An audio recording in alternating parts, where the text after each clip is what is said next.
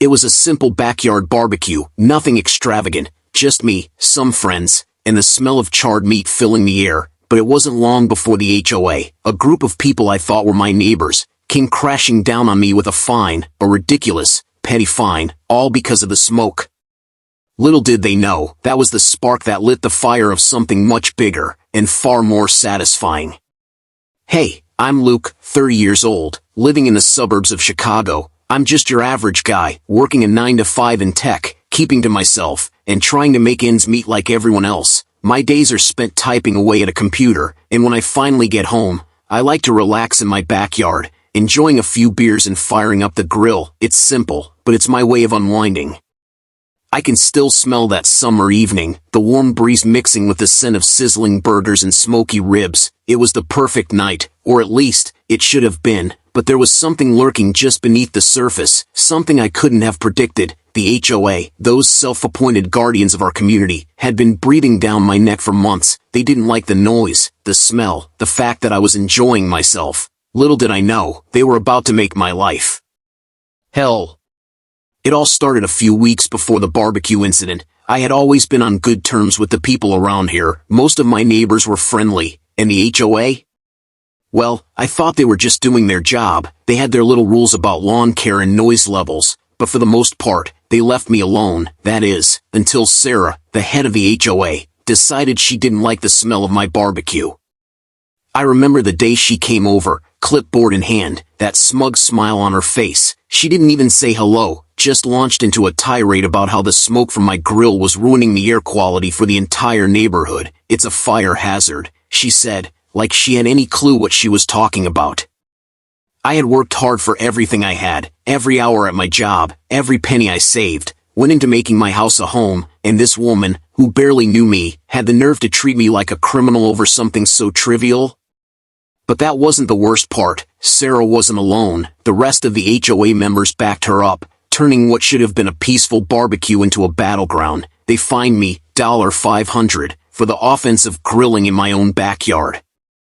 I still remember the sting when that letter arrived. I could feel my heart drop to my stomach as I read it. They thought they could control me, intimidate me with fines, and I'd just back down. Well, they were wrong. The betrayal came when I confronted Sarah about the fine. I thought we could at least have a civil conversation, but as soon as I started explaining how unfair it was, she laughed. "You're nothing but a nuisance," she said, cold as ice. "Maybe you should find somewhere else to grill." I stood there, stunned, my face burning. This was the woman I had tried to be cordial with, and now she was treating me like dirt. My gut twisted as I realized this wasn't just about barbecue smoke. It was about control. They didn't care about the rules. They cared about making sure I knew my place, and I was done playing nice. I'm not one to just sit back and let people walk all over me. I'd been pushed too far, so I decided to take action. I found out that the HOA had a clubhouse they used for their meetings and events. It was a rundown building, barely used, but they held onto it like it was their little slice of power. That's when it hit me. What if I took that power away from them? I bought the clubhouse. Yup, I went in, cash in hand, and bought the place. It wasn't cheap, but I had saved up enough. Then, I turned it into something they never saw coming, a grilled joint. The tables were set up, smoke billowed out the windows, and the sound of sizzling meat became the new norm. And the best part? It was right under their noses.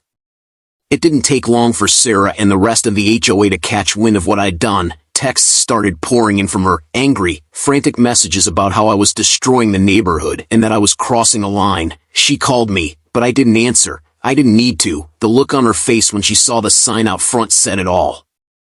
She tried to rally the neighborhood, but no one was on her side anymore. They were all curious, even excited. People had been waiting for something like this, a place to gather, a place to eat good food without all the rules. My grilled joint became the talk of the town, and the HOA was powerless to stop it. The real kicker came at the next HOA meeting. I walked in, not as an enemy, but as a force to be reckoned with. Sarah stood there, her face as red as the barbecue sauce on my ribs. The entire neighborhood had turned out, eager to see the fallout. She tried to exert her authority, but no one cared anymore. My grilled joint had become the community's new heartbeat, and Sarah's petty fines couldn't take that away. The room was silent as I made my way to the front. The power had shifted. I didn't say much, just a simple smile and a nod, but the message was clear. I had one, and the look on Sarah's face was worth every dollar I'd spent. As for Sarah, she was ousted from the HOA shortly after. The power dynamics had completely flipped. People weren't scared of her anymore. My grill joint became the neighborhood's new gathering spot, and the HOA slowly faded into the background. I'd taken what they tried to use to control me and turned it into something that brought the community together. Looking back, I realize I don't need to let anyone push me around, especially when they have no reason to. It's about standing up for what's right and reclaiming your space. No one can take that away from you. Now, every weekend, I fire up the grill, and the smoke fills the air, but this time, it's on my terms. The lesson here? Don't ever let anyone make you feel small, especially when you know you're in the right. Stand up for yourself, and don't let anyone steal your peace.